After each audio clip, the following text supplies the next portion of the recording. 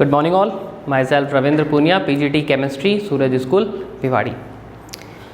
Today we are going to start a very interesting and very useful concept that is known as inert pair effect. बहुत ध्यान से इस concept को समझें, क्योंकि हर जगह अगर हम इनऑर्गेनिक केमिस्ट्री की बात करेंगे तो हर जगह इसका बहुत ज़्यादा रोल है. तो इनर्ट पेयर इफेक्ट को हम ध्यान से समझेंगे, पूरा फोकस, और उसके बाद आप समझें इनर्ट पेयर इफेक्ट क्या होता है. इन द प्रीवियस वीडियो हमने जो पढ़ा था वो shielding and poor shielding effect था. नाउ टुडे हम इनर्ट पेयर इफेक्ट को पढ़ेंगे. क्लास 11 में हमने कंप्लीट कर लिया था, यहाँ पर उसका जनरल रिवीजन मैं आपको दे रहा हूँ, लेकिन बिल्कुल बेस से दे रहा हूँ, तो बहुत ध्यान से आप समझना. इनर्ट पेयर इफेक्ट क्या होता है. अगर हम किसी भी पी ब्लॉक के ग्रुप की बात कर लेते हैं, 15 ग्रुप, 16 ग्रुप, 17 ग्रुप और स्पेशली 13 एंड 14 ग्रुप, तो इसमें इनर्ट पेयर इफेक्ट का बहुत ज़्यादा इफेक्ट होता है. पहले समझते हैं और फिर समझते हैं इन्हीं पर ज़्यादा क्यों होता है और उससे होगा क्या, वो समझते हैं. तो कोई भी एक ग्रुप ले लेता हूँ मैं, जैसे मान लीजिए मैं 15 ही ग्रुप ले लेता हूँ, nitrogen, phosphorus, arsenic, antimony, bismuth.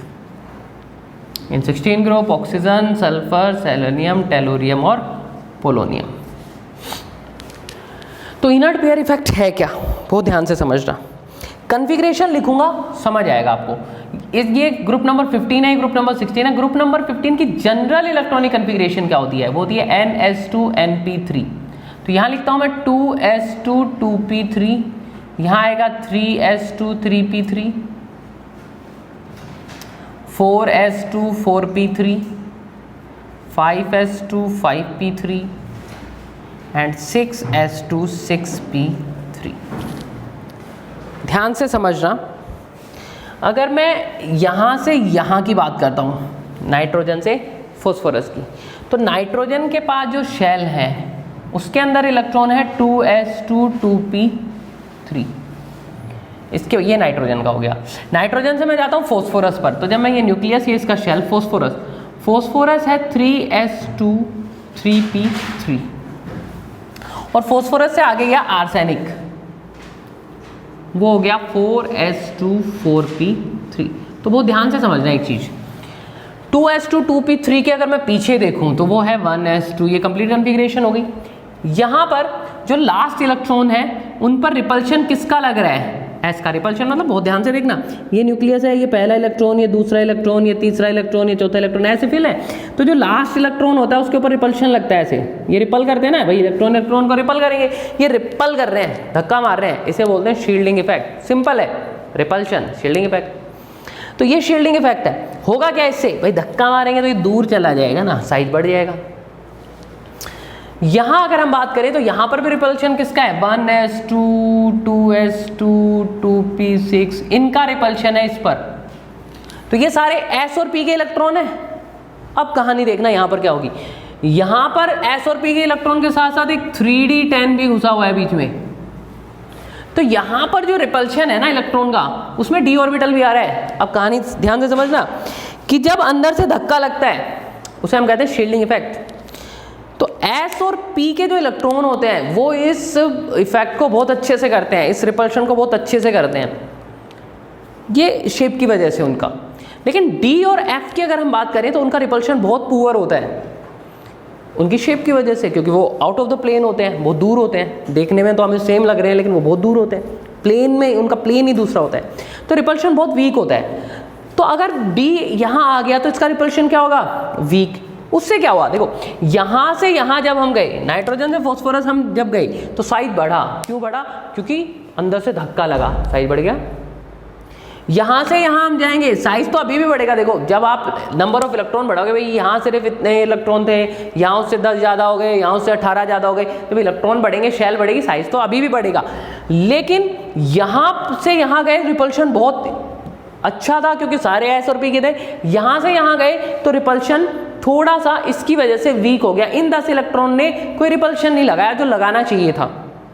तो इसके कारण यहाँ से यहाँ साइज तो बढ़ेगा लेकिन उतना नहीं बढ़ेगा. तो दिस इज नोन एज, ये किसकी वजह से हुआ, तो इसे हम बोल देते हैं पुअर शील्डिंग इफेक्ट. कि भाई जो D और F के इलेक्ट्रॉन जो रिपल्शन नहीं लगा पाते, this is known as poor shielding effect. तो पुअर शील्डिंग इफेक्ट के कारण ऐसा नहीं हुआ, समझ रहे हैं. अब ध्यान रखना इस पुअर शील्डिंग इफेक्ट से होगा क्या, वहीं घूम फिर कर हम इनर्ट पेयर इफेक्ट पर आएंगे। पुअर शील्डिंग समझना बहुत जरूरी है इनर्ट पेयर इफेक्ट समझने के लिए। तो पुअर शील्डिंग समझ आया, डी और एफ के इलेक्ट्रॉन धक्का नहीं लगा पाते अंदर से, साइज नहीं बढ़ा पाते, तो हो गया पुअर शील्डिंग इफेक्ट।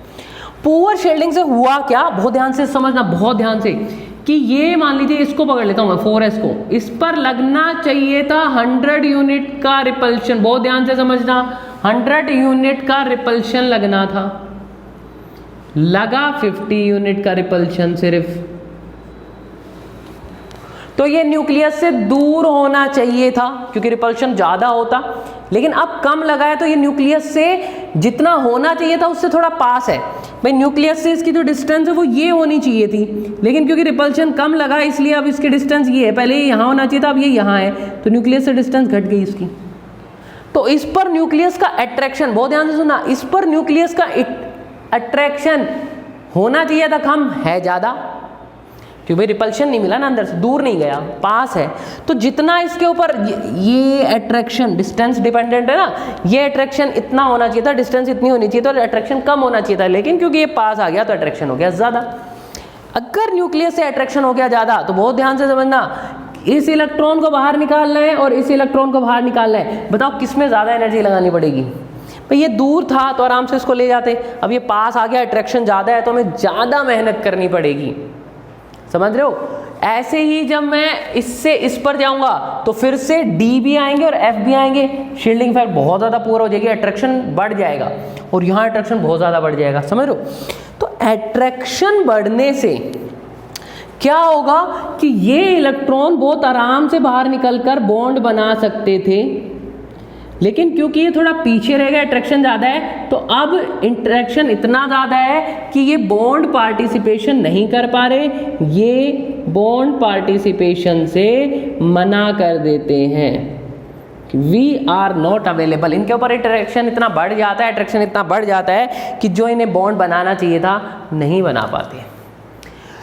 तो उस कह सकते हैं हम इनर्ट हो गए। भाई पहले बहुत आसानी से बाहर निकल रहे थे, अब नहीं निकल पा रहे, तो इनर्ट हो गए, रिएक्ट नहीं कर पा रहे। इनर्ट यही तो है कि रिएक्ट ना कर पाए, अब ये रिएक्ट नहीं कर पा रहे, बॉन्ड नहीं बना पा रहे, और ये एस इलेक्ट्रॉन के साथ ही सबसे ज्यादा होगा, पीडीएफ के साथ नहीं होगा, सिर्फ एस के साथ, क्योंकि वही न्यूक्लियस के सबसे ज्यादा क्लोज होते हैं। तो एस में कितने इलेक्ट्रॉन डलते हैं, 2, तो 2 इलेक्ट्रॉन्स का बॉन्ड बनाने से मना कर देना, this is known as inert pair, वो एस के 2 इलेक्ट्रॉन इफेक्ट। कि जैसे जैसे हम नीचे जाते हैं तो जो S के इलेक्ट्रॉन है, बहुत ध्यान से समझना, मैं आपको डेफिनेशन समझा रहा हूँ, जैसे जैसे हम किसी ग्रुप में नीचे जाते हैं तो जो S के इलेक्ट्रॉन है, 2 इलेक्ट्रॉन, उनके ऊपर जो अट्रैक्शन लगना चाहिए था उससे ज़्यादा लगता है, या उल्टा बोले जो रिपल्शन लगना चाहिए था उससे कम लगता है। उसकी वजह से ये बॉन्ड पार्टिसिपेशन नहीं कर पाते, इनर्ट हो जाते हैं। कौन, एक पेयर, कौन सा S, उसी को क्या कहते हैं हम, इनर्ट पेयर इफेक्ट। अगर मैं आपसे ये कहूं कि इनर्ट पेयर इफेक्ट होता क्यों है, तो वो है पुअर शील्डिंग इफेक्ट के कारण। पुअर शील्डिंग इफेक्ट क्या है, डी और एफ के इलेक्ट्रॉन पुश नहीं कर पाते, रिपल नहीं कर पाते, वो इनर्ट पेयर है, उसकी वजह से हुआ क्या, पुअर शील्डिंग इफेक्ट। क्लियर हुई बात। तो this is poor shielding effect. Poor shielding effect से होगा क्या कि जो इनकी वैलेंसी होनी चाहिए थी, जैसे अगर हम इनकी बात करें तो नाइट्रोजन की बात करें तो नाइट्रोजन तो चलिए सबसे छोटा, सारी वैलेंसीज दिखाता है, -3 से लेकर +5 तक की सारी वैलेंसी दिखाता है। लेकिन मैं फॉस्फोरस की बात करूं तो कुछ एग्जाम्पल के साथ, ये देखिए PCl3 भी बनता है, PCl5 भी बनता है, इसका मतलब क्या है, +3 +5 ये वैलेंसी है इनकी। तो इसकी भी सेम ही ग्रुप है ना, इसकी भी यही होगी, इसकी भी यही होगी, इसकी भी यही होगी, ठीक है। अब 2 इलेक्ट्रॉन ने तो पार्टिसिपेशन से मना कर दिया ना यहाँ, तो 2 माइनस कर लीजिए, ये बनाना मुश्किल हो जाएगा।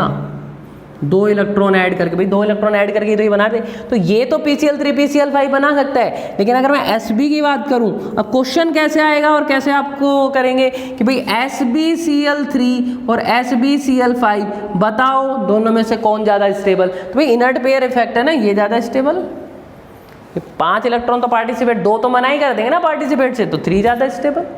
उल्टा पूछ लेंगे, बताओ HbCl3 और HbCl5 में से अच्छा रिड्यूसिंग एजेंट कौन। तो ये बहुत सिंपल चीजें होती हैं लेकिन इनको कॉम्प्लेक्स करके बताया जाता है। रिड्यूसिंग एजेंट कौन, तो सोचो जो अपना Cl किसी को दे देगा, मान लीजिए Cl दे दिया अपन ने किसी भी एक एलिमेंट को, हाइड्रोजन को ही दे दिया, मान लीजिए हाइड्रोजन को Cl मिला, तो हाइड्रोजन Cl से मिलकर HCl बन गया, तो H पर क्या आ गया, प्लस चार्ज आ गया, H कैरी प्लस चार्ज। अगर H पर प्लस चार्ज आ गया तो पहले जीरो था प्लस, तो ये क्या हो गया, ऑक्सीडाइज। इसका मतलब ये कौन है, रिड्यूसिंग एजेंट, ये कौन है, ऑक्सीडाइजिंग एजेंट। इसने क्या कर दिया, ऑक्सीडाइज कर दिया। तो जो अपना Cl जल्दी दे देगा वो अच्छा ऑक्सीडाइजिंग एजेंट। अब देखो इससे HbCl3 में कन्वर्ट होने की जल्दी है, इसे नहीं है, क्योंकि ये तो इनर्ट पेयर इफेक्ट दिखाने जाता है। इसका मतलब ये Cl जल्दी देगा, ये Cl जल्दी देगा, तो ये अच्छा ऑक्सीडाइजिंग एजेंट, इसका मतलब ये अच्छा रिड्यूसिंग एजेंट। सिंपल है, कैसे भी पूछ सकते हैं, बताओ इन दोनों में से कौन अच्छा ऑक्सीडाइजिंग एजेंट, बताओ कौन अच्छा रिड्यूसिंग एजेंट, बताओ कौन ज़्यादा स्टेबल, इस तरीके से।